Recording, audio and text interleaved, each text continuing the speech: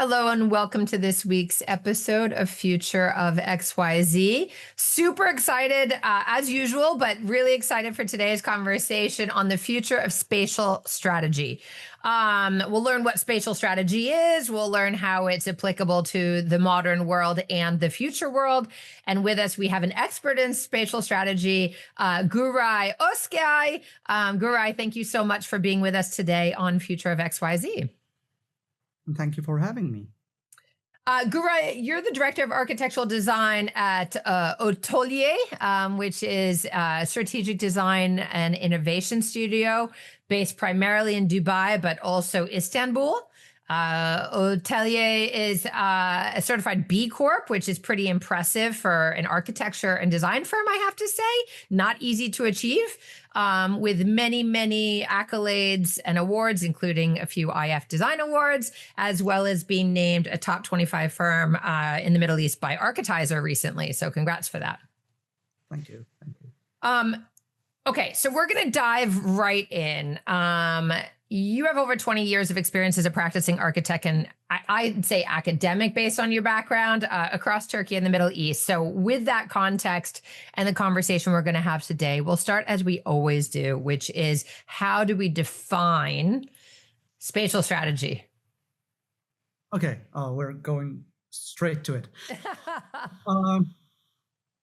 The most basic explanation I always have, you know how we're supposed to think before we speak. Spatial strategy is that for design, for architectural and urban design, at least. A more complex explanation I usually use is that relies on the definition of design or the nature of design for that matter.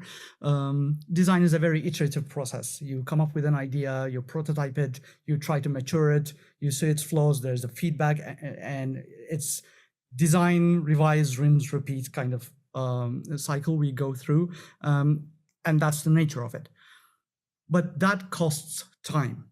Spatial strategy is a step before design we'd like to take that sets a foundation for us to build the design upon. It sets a very clear direction of where we want to go, what we want to achieve, who we want to please, who we want to serve, and how we want to achieve it. And if we do it right, if we create a good enough foundation for ourselves, that reduces the amount of iterations and helps us create future-proof and fail-proof designs. That's awesome. I want to talk to a number of those points. All right. So what you've just said is essentially spatial strategy is a long-term vision that, and it's guiding location, it's guiding scale, it's guiding the type of development. And this is for land use, infrastructure, housing, like all of the urbanization, et cetera. So at its best, if I'm understanding correctly, it sets a roadmap. And I know that ATÖLYE's particular balance, especially as a B Corp, is really focusing on kind of not only this long-term roadmap, but also a long-term roadmap that achieves a balanced and sustainable deliverable, if you will. What are the key elements that have to be considered? You started talking about them a little bit and we'll get into stakeholders later, but like, what are the key elements that must be considered for this to be successfully achieved? As you said, to reduce iterations, but also set yourself up for long-term success. Yeah, of course, getting to a good end result quicker is always a great win. So you can, serve more, you can create more and use your time wisely, but that's not the main drive. The main drive is to get to a sustainable bit of design and sustainable end product. So, you mentioned the B Corp. Obviously, sustainability is a primary driver in what we do at ATÖLYE. But I really value a more comprehensive or holistic view of sustainability. Actually, it makes me pretty sad and angry at times to see that in the industry that the concept of sustainability or the term is diminished to a one-dimensional environment only or climate only thing. Sustainability is much more than that. Of course, we want to be environmentally sustainable, ecologically sustainable, but we also have to be, especially architecture and urbanism has to be socially, functionally, and commercially sustainable as well, because it's a huge investment. We're spending a lot of resources, money and time and effort to create a bit of architecture, and what we create has to live a long life and serve in the long run. So the idea behind spatial strategy is to identify and set realistic and achievable and quite ambitious goals for sustainability on all fronts, and define a path on how to get there. That doesn't start with design, that has to start before design. The second dimension to that, and another thing we're really passionate about at ATÖLYE, is community engagement. And we're not talking just about multiple stakeholders here. We're talking about including the stakeholders, the authorities, the policymakers, the end users, and the secondary affected community in the design process, in the decision process. It doesn't have to be, how do you want this to look, but get people's ambitions and needs and ideas in there. So it's part of the ingredient mix, and it ends up serving them. So sustainability and community engagement are the two keys, I believe. It's a very different perspective than many. We're going to dive into the stakeholder piece and community engagement piece, because I think it's really important in general, but also, as you just said, in the built environment. But I want to come back to kind of what long-term means, because obviously we're talking about long-term strategy, and built environments aren't usually, hopefully, done for 5 years or 10 years, right? And your work specifically is with leaders across the Middle East and Europe as well, who are shaping these long-term futures in conditions that are complex and rapidly changing, as everything in the world is. I know, because I love geopolitics and I've lived and traveled a lot in the world, every region and every country kind of has its own cultural history, as well as historic history, but also its historic and cultural timelines that it's on, and varying political wills and economic opportunities, et cetera. Like, it's very dynamic, right? But in your experience and in general, when we say long term, like, what are the time horizons that you're typically thinking about and working with when you're thinking about spatial strategy?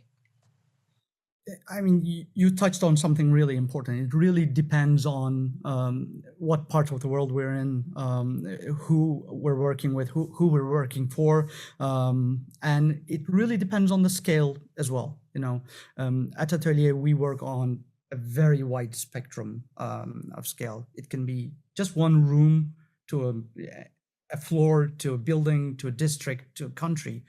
We had spatial strategy projects for an entire emirate. So long-term is really relative, and it is really connected to scale there. But typically architecture, we're talking about decades. And it kind of makes sense just simply due to the fact that I mentioned earlier, that the amount of resources we spend, it's just basic return on investment. The amount of resources, materials, money, and time we spend, we have to use it for a long time. When it comes to districts, the period gets even longer, but then with architecture too, we talk about another thing, flexibility. The aspect of design or the capability we build into the design to cater to needs that are not here yet. And we make sure that things don't have to be demolished or transformed, just can adapt to future needs. I don't want to use the word trends because it makes my skin crawl basing design decisions on trends, but way of life changes, technology changes, the way of living and way of consuming spaces changes. We really need to make sure what we design, what we build has the capacity to adapt to that change. But I think all in all, we're starting with decades to maybe 50, 60 years. And it's interesting because when we think about the great histories, and you live in a region that is rich with long histories, right?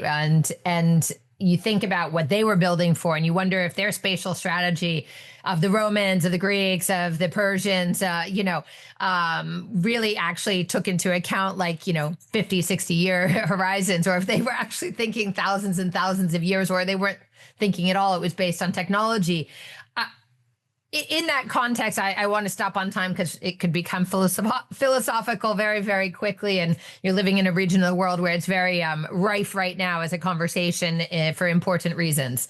But too often, I think, for non-design people, design is kind of form factor, right? It's a thing, it's a beauty. And that's true if we're thinking about the environment, especially, but objects are that way, services, platforms. But in the environment, it really reflects and massively impacts human well-being, human behavior, human culture, human use, and as you said, also the environment. So a few quick answer questions related to that, and it's largely on the stakeholder topic. There are so many stakeholders when you start thinking in longer horizons, whether you're talking 10 years, 50 years, or 1,000 years, right? How do you want to count in spatial strategy for all those stakeholders? The most basic answer is just you talk to people and you get a good understanding of history. You have a good understanding of demographics, and you immerse yourself in culture deeply and try to understand a projection of the future and where that might go and how people's lives change, and keep people involved in the process as much as possible. I love that. I'm trying to think, there are always going to be different competing needs and demands and wishes and wills of different stakeholders, right? So yes, you talk, yes, you listen, but you can't account for all of them. So how do you translate these complex and competing needs of different stakeholders into a spatial strategy that actually gets buy-in and then holds through the timeline that you're anticipating? Oh, we were talking about this just the other day, because ATÖLYE also develops learning programs, and we were talking about how we can use architectural practice to talk about leadership decisions. And I used the analogy of designers hate sky is the limit briefs. Design whatever you want. We hate that. You become a deer in headlights because there's nothing to hold on to. There's nothing to anchor your ideas. Yeah, design needs constraints. Yeah, we love constraints because that's where creativity is born out of. So what we were arrived in is architecture is not about answering every need and catering to every request. It's about orchestrating them and prioritizing them in the most efficient manner. It's about having the courage to dismiss some of them. And it is a very courageous thing to do that. You need a lot of experience to dismiss the right things and prioritize the right things. And of course, often we make mistakes. And as a backup, like I said, we try to create flexible solutions that if the situation changes, the spaces can adapt. But the short answer is we don't just cater to every need. We don't answer every call. We orchestrate the plethora of constraints into a cohesive structure. It's extremely well articulated. I can see the process happening. Is this what one often hears considered like community-driven design, or is it different? In a way, I wouldn't call it community-driven, but community is always a priority in our tool belt. The community engagement is the first thing we do as long as we have the opportunity to do it. Sometimes projects are too fast-paced, sometimes projects are confidential, sometimes the client just wants to focus on a certain group of people and we're not allowed to. But when we're designing things like train stations and schools, if you're designing a school, you just don't talk to the administrators and the teachers alone. You talk to the kids, you talk to the parents, and you talk to the people living in the neighborhood who don't have kids, because that school is in their neighborhood and it's part of their life and it serves them all. So getting more and more information can only do you good and can only help you serve people better. I appreciate that. I mean, obviously, we've talked about how impactful the built environment is on the human experience. And space really can and should, I think, support human well-being in very thoughtful ways. And you're talking about repurpose, adaptability, et cetera, for the future. Is this, again, coming back to just technicality and spatial strategy and what you all do specifically, what is the role of what we'd call human-centered design thinking in spatial strategy? Is it different than the stakeholder and community engagement piece, or is it all related? To be honest, I don't know what non-human-centric design is, if it even exists, or if we should even be talking about it. Design is human-centric, period. At least it should be. So in a way, yes, it is all about human-centric design. And there's a definition where architects define what they do as, designing an experience or designing people's behaviors. That's an attitude I really despise. Architects playing God. You don't design experiences. You don't design or dictate behavior. You understand behavior and translate that into space so it happens the right way. You can enhance them. You can enable good experiences, but one just doesn't design behaviors. So human-centric design is for me about understanding people. I once wrote an article that highlighted the similarity between design and translation. I really think of design as a form of translation. What does a translator do? They read the source material, they understand it, they interpret it, and then they rewrite it in another language. So I say, what if we can treat everything as language, like Wittgenstein did, and just translate communities, translate people into spaces? Then they end up being at the heart of that bit of design, and that to me is the definition of human-centric design. I love that. And then when we think about other stakeholders, and then I'll get off the stakeholder topic, but I think the built environment's really relevant. You talked before about sustainability often just looks at the environmental impact. I mean, you're working largely in the Middle East. Lots of the Middle East is dry, arid. And then there's also a ton of water in things like in Istanbul and the Bosphorus and the Persian Gulf and so many other waterways that matter. But it is complex. These environmental systems are fragile. How do you think about the environment in spatial strategy? And is that increasingly becoming a stakeholder that people are talking about? I know in your work it is, but generally, more broadly speaking, how do you see that evolving in the future of spatial strategy? There are two things that I really value. One of them is by starting with the question, do we really have to build? And do we really need something new? Or does what we have suffice or just needs fixing? So that's one aspect of it. The other thing is forget what people do everywhere else and what looks good and what's trending on the architectural magazines and websites.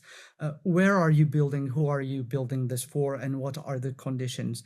And how have people been dealing with this for the last 10 years, 50 years, as centuries?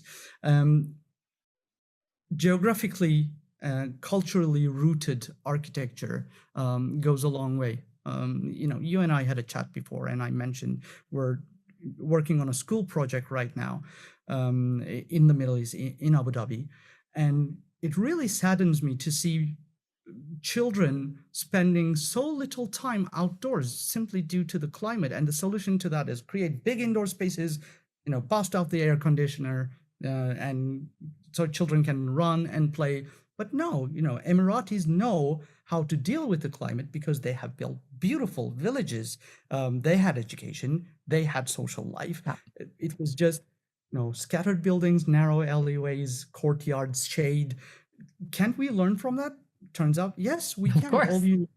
All you need is a courageous client to trust that vision, to say, will we need air conditioning? Yes, we will, but it will be much more environmentally conscious.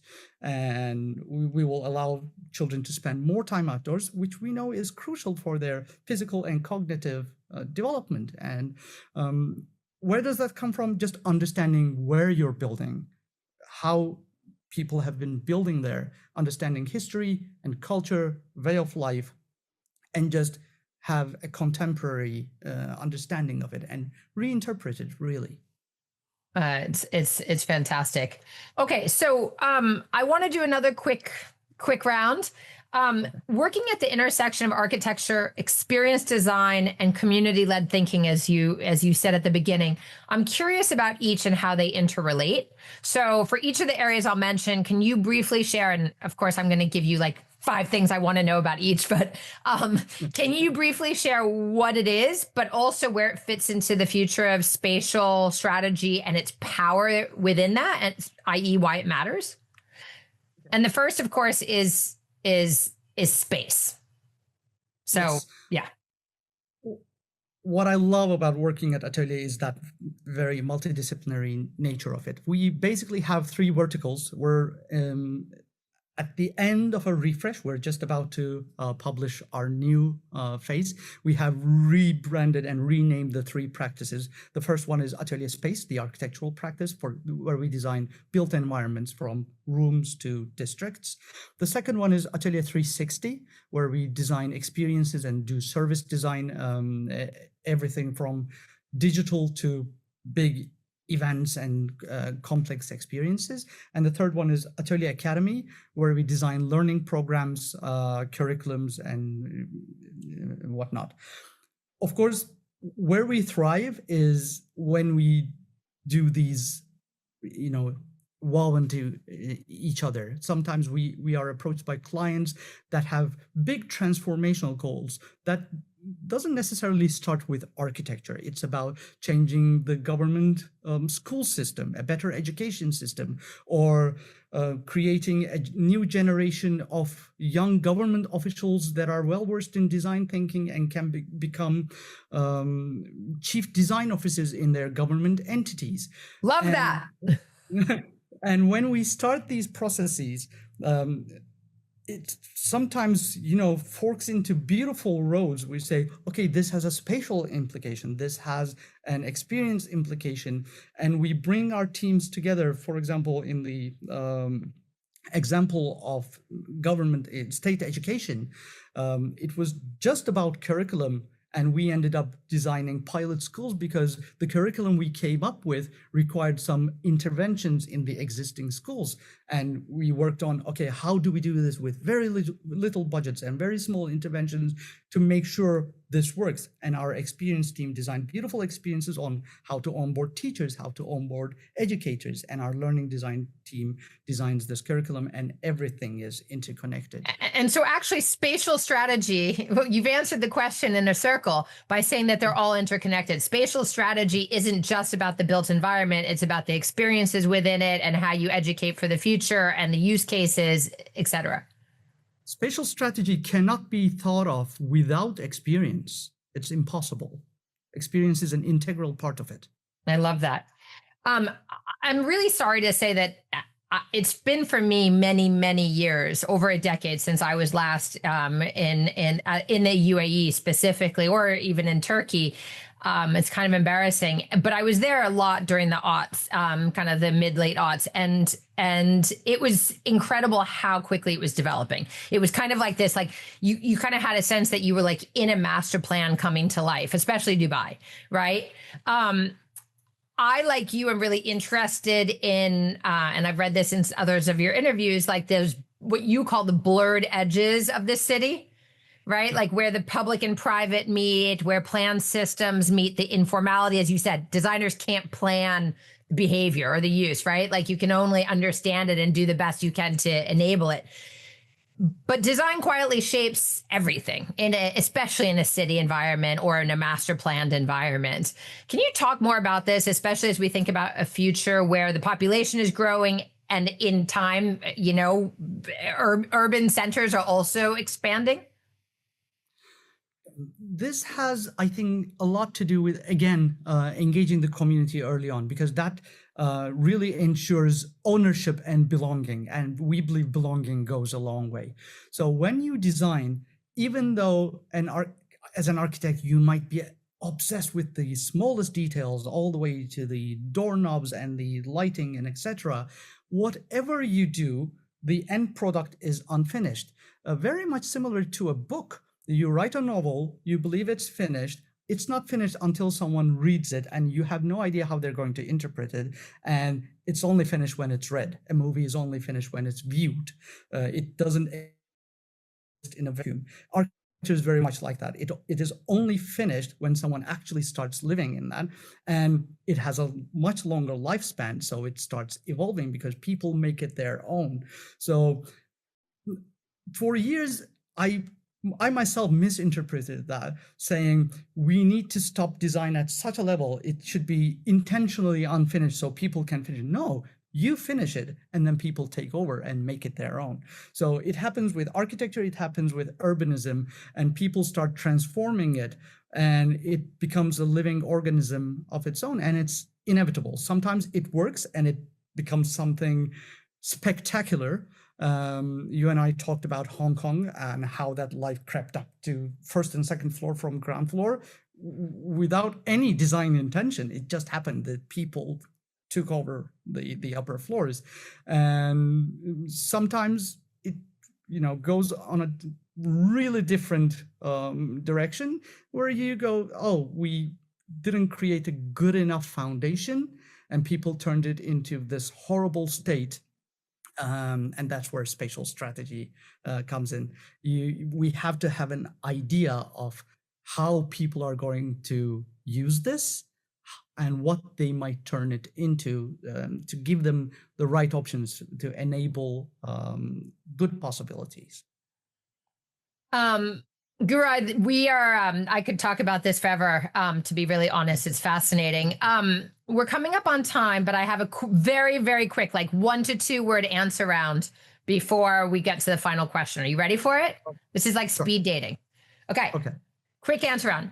The best example you think of spatial strategy in the entire history of the world? Oh, wow. That is really tough.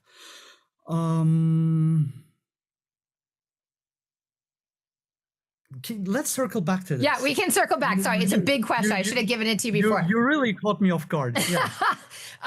Your favorite city and why in the context of spatial strategy? Istanbul, because it's so multi-layered, and no matter what you design, those layers keep creeping up and interfering with one another. You strategize, but it always finds its own way. I love that. The biggest hurdle for human-centered spatial strategy in the next 10 years? Politicians not speaking to people and making really stupid policies with no regard to actual human behavior. The biggest opportunity for spatial strategy in the next 10 years? Politicians starting to listen and actually taking in just insights. They don't have to do what people tell them to. They just have to listen. I love that. The number one regulatory issue in regards to spatial strategy, either at a global or regional level? More pedestrian priority. The most promising innovation that will affect or support spatial strategy. Better use of data. So, yeah, I am going to say AI. Okay. With a little cringing expression. Yeah, for the listeners, yeah, that was the facial expression. I love that. The state of teaching spatial strategy in higher education, including in architecture, and how we future-proof this practice. I think we should start teaching about strategy, not just spatial strategy, about strategic thinking at earlier stages of education, middle school onwards. Love that. And spatial strategy should be part of architectural curriculum. You want to circle back to the first question? The best example of spatial strategy in the entire history of the built environment? I'm not a fan of it, but in the book, what was it called? Mutations. Rem Koolhaas and Harvard School of Design have a section called How to Build a Roman City. Mm-hmm. There's a beautiful, very clear strategy on how to build a Roman city. I know it's very imperial and it's a horrible answer, but it is a magnificent bit of spatial strategy, and one can't deny that. I think ancient cities, Greek and Roman cities, that's an amazing bit of spatial strategy. No, I couldn't agree more. I think that's fascinating. Okay. Thank you for that. Final question. Okay. In conclusion, I ask every guest the same thing, just like I asked the same first question. What is your greatest hope for the future of spatial strategy in 25 years? So that puts us roughly at 2050. In very simple terms, to see it being practiced by everyone, all stakeholders, willingly and positively. That's my hope. I love that. Güray Oskay of ATÖLYE in Istanbul and Dubai and soon to be Hong Kong. Thank you so much for joining us on Future of XYZ today, talking about the future of spatial strategy. This has been a real pleasure. The pleasure all mine. Thank you very much. For everyone watching, if you didn't know, you can listen everywhere you get your favorite podcasts. Make sure to subscribe to Future of XYZ and leave us a 5-star review on your favorite platform so that others can find us. If you're listening, you can also watch on YouTube. All of these episodes are recorded and uploaded at future-of.xyz or ifdesign.com/XYZ for all links. We look forward to seeing you again in 2 weeks' time. Again, Güray, thank you so much, and we will see you all very soon. Thank you. Bye-bye.